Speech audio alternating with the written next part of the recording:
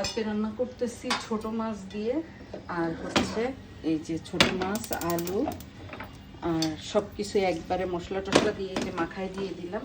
এই হাতে মাখায় রান্না করা তরকারিটা কিন্তু খুবই টেস্টি হয়, খেতে খুবই ভালো হয়। এই যে পরিমাণ মতো পানি দিয়ে দিলাম, এটাকে হাতে মাখায় বসানো বলে। আর এটা ছোট মাছের সব থেকে মানে মজাদার একটা খাবার। যদিও আজকে আমার বাসায় টমেটো ধনেপাতা নাই, আর আপনাদের ভাইয়া ধনিয়া পাতা পছন্দও করে না।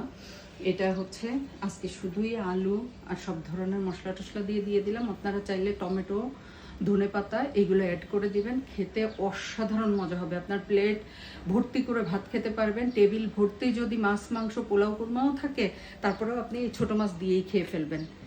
মিলিয়ে নিয়েন, নিজেরা কিন্তু করে খাবেন।